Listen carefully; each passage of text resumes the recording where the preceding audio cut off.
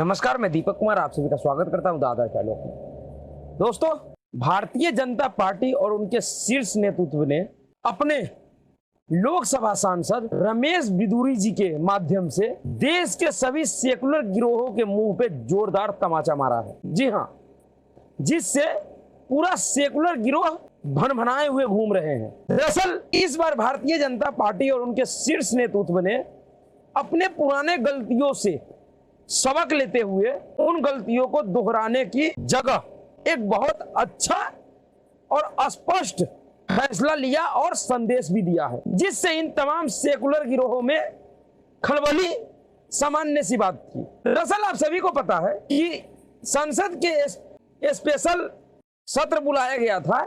इसमें महिला आरक्षण बिल पर बहस के दौरान रमेश बिधूरी जी के ऊपर एक आरोप लगा और वो आरोप यह लगा कि उन्होंने बीएसपी के सांसद दानिश अली को अपशब्द कह दिए थे। बिल्कुल उन्होंने कहा था, लेकिन उन्होंने किन परिस्थितियों में कहा था और क्यों कहा था, इसका खुलासा भारतीय जनता पार्टी के सांसद निशिकांत दुबे जी ने पूरा वाक्य बताया है, बाकायदा पत्र लिखकर लोकसभा अध्यक्ष को। और उन्होंने मांग किया है कि इस मामले में कार्रवाई सिर्फ रमेश बिधूरी जी के ऊपर ना हो के इस पूरे मामले की गहनता से जांच हो और यह पता लगाया जाना चाहिए कि अगर रमेश बिधूरी जी ने ऐसा बात कहा तो किन परिस्थितियों में कहा। उनके अनुसार दानिश अली रमेश बिधूरी जी के भाषण के समय बार बार उकसा रहे थे, बार बार ऐसी आपत्तिजनक टिप्पणी कर रहे थे और उन्होंने प्रधानमंत्री नरेंद्र मोदी के खिलाफ गंभीर आपत्तिजनक टिप्पणी किया था और उन्होंने सदन के अंदर नरेंद्र मोदी जी को नीच कहा था। इस पर रमेश बिधूरी जी बिना नाम लिए, उसने दानिश अली का नाम नहीं लिया, फिर भी इस देश में एक ऐसा माहौल बना दिया गया कि रमेश बिधूरी जी ने एक मुस्लिम सांसद का अपमान किया है।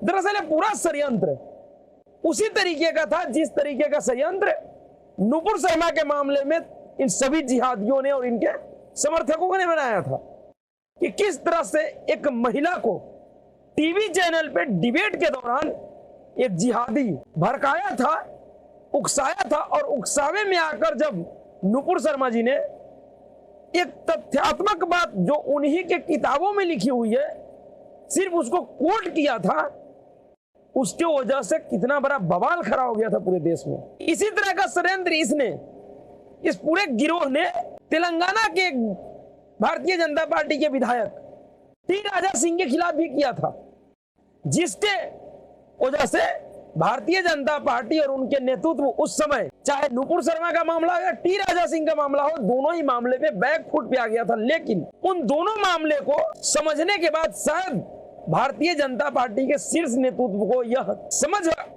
आया है कि यह पूरा विवाद एक षड्यंत्र था और षड्यंत्र के तहत भारतीय जनता पार्टी और उनके नेताओं को बदनाम किया गया और उसी तरीके का षड्यंत्र यह पूरा सेकुलर गिरोह इस बार रमेश बिधूरी जी को लेकर खड़े करने का कोशिश कर रहा था।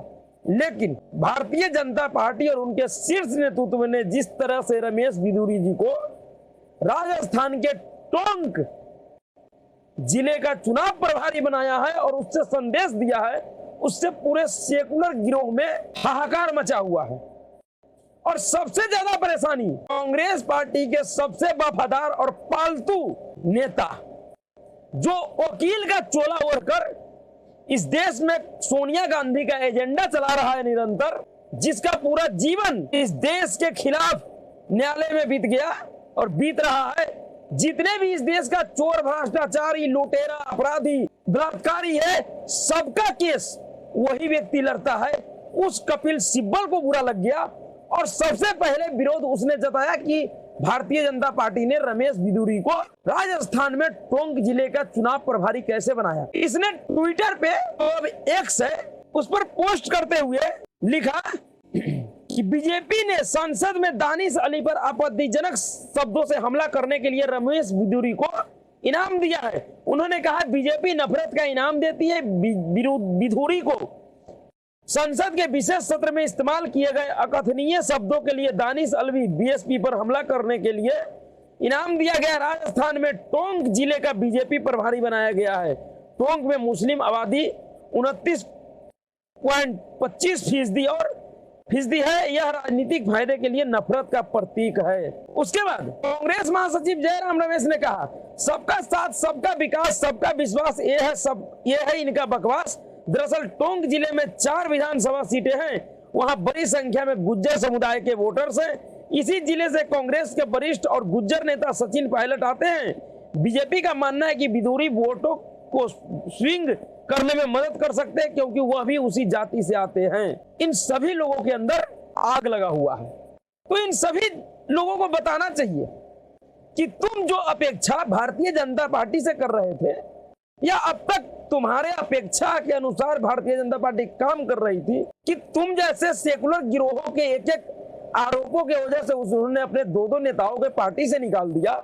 लेकिन अब खबर है कि बहुत जल्द ही भारतीय जनता पार्टी दिल्ली में नुपुर शर्मा और तेलंगाना में टी राजा सिंह को वापस ला रही है, और बड़े धूमधाम से ला रही है। और शायद इसी विवाद के बाद, रमेश बिदूरी के विवाद के बाद ही नेतृत्व को समझ में आया कि यह पूरा षड्यंत्र सिर्फ और सिर्फ भाजपा और भारतीय जनता पार्टी के नेताओं को बदनाम करने के लिए इस तरीके का ढोंग किया जाता है इन सेकुलर गिरोहों की तरफ से। लेकिन इस बार भारतीय जनता पार्टी ने इन सेकुलर गिरोहों के मुंह पे जोरदार तमाचा मारा है। इनके सारे एजेंडे को फेल कर दिया रमेश बिदूरी जी के माध्यम से। और जो लोग विरोध कर रहा है, चाहे वो कपिल सिब्बल हो, वो बहुत बड़ा वकील है। इस देश में सुप्रीम कोर्ट में कपिल सिब्बल की मनमानी चलती है। अगर कपिल सिब्बल चाहे तो इस देश के सुप्रीम कोर्ट को किसी भी टाइम खुलवा सकता है। यह प्रभाव है कपिल सिब्बल का। लेकिन इन कपिल सिब्बल साहब से मैं कहना चाहता हूं कि आपको इतना बुरा लगा रमेश बिदूरी को चुनाव प्रभारी बनाए जाने पे, क्योंकि उसने दानिश अली को व्यक्तिगत तौर पे कुछ भला बुरा कह दिया था। आपको शर्म आनी चाहिए कि जिस तरह की अपेक्षा आप बीजेपी से रखते हैं, उसी तरीके का अपेक्षा आप जिस पार्टी के मेहरबानी पे, जिस पार्टी के नेता के चापलूसी करने के वजह से आज राज्यसभा में सांसद बने हुए हो, उस पार्टी से भी पूछ लेते कि उस पार्टी का जो राष्ट्रीय महासचिव है वर्तमान में स्वामी प्रसाद मौर्य, वो पिछले 6 महीने से इस देश के सनातनी हिंदुओं को गाली दे रहा है खुलेआम मंचों से, सनातन धर्म को गाली दे रहा है, उनके ग्रंथ को गाली दे रहा है, उनको देवी देवताओं को गाली दे रहा है। क्या अखिलेश यादव, और उनके गाली देने के बाद ही अखिलेश यादव और समाजवादी पार्टी ने उसको राष्ट्रीय महासचिव बनाया था सपा का, उस समय के मुंह में लकवा मार गया था आपको। क्या अखिलेश यादव से आपने कभी सवाल पूछा कि जो व्यक्ति पिछले 6 महीने से इस देश के बहुसंख्यक समाज को गाली दे रहा है, उनके देवी देवताओं को गाली दे रहा है, रामचरितमानस को जला रहा है, उस व्यक्ति को तुमने राष्ट्रीय महासचिव कैसे बना दिया? क्या वो नफरत नहीं फैला रहा था, वो मोहब्बत फैला रहा था? कितने बेशर्म लोग हो तुम लोग यार। उस कांग्रेस पार्टी से कभी नहीं पूछा जिसके लिए तुम काम कर रहे हो, जिस सोनिया माता के लिए काम कर रहे हो, कभी उस सोनिया माता से नहीं पूछा कि जब उसका 52 साल का बेटा ये कहता है कि मंदिर में जाने वाले लोग लड़कियां छेड़ते हैं, उसको प्रधानमंत्री बनाने के लिए तुम सब लोग घिरे हुए हो? ऐसे मानसिक विक्षिप्त पागल को, जो खुलेआम हर जगह सनातन को नीचा दिखाने का काम करता है, कभी सोनिया गांधी से नहीं पूछा कि ऐसे व्यक्ति को प्रधानमंत्री क्यों बनाने के लिए तुले हो आप लोग? उस मल्लिकार्जुन खड़गे और उसके बेटे से नहीं पूछा जो सनातन धर्म को डेंगू, मलेरिया, एड्स, पता नहीं क्या क्या बताने वालों का समर्थन करता है? उस डीएमके जिसके मंत्री का केस लड़ रहे हो भ्रष्टाचारी को बचाने के लिए, उस एमके स्टालिन से नहीं पूछा कि जिसका बेटा इस देश के 80 करोड़ हिंदुओं को नरसंहार करने के लिए कह रहा है, सनातन धर्म और उनके मानने वालों को खत्म करने के लिए कर रहा है, उनके उन्मूलन का बात कह रहा है, उससे नहीं पूछा कि वह समाज में नफरत फैला रहा है या मोहब्बत बांट रहा है? लेकिन रमेश बिदूरी ने एक ऐसे मानसिक विक्षिप्त पागल व्यक्ति को, जो हर जगह सिर्फ हिंदू विरोध के कारण नरेंद्र मोदी को गंदे गंदे शब्द से संबोधित करते हैं, उनको व्यक्तिगत तौर पे गाली देते हैं, ऐसे नेता को अगर नरेंद्र मोदी के सांसद ने कुछ कह दिया तो उस पर बड़ी मिर्ची लग गई तुम्हें, उसको पार्टी से निकाल देना चाहिए।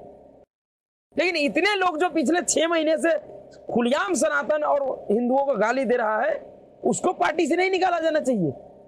वो मंत्री बने रह सकते हैं, वो महासचिव बन सकते हैं, वो प्रधानमंत्री बन सकते हैं, लेकिन भारतीय जनता पार्टी का नेता चुनाव प्रभारी नहीं बन सकता है। इन सेकुलर गिरोहों के इस ट्रैप को समझने की जरूरत है।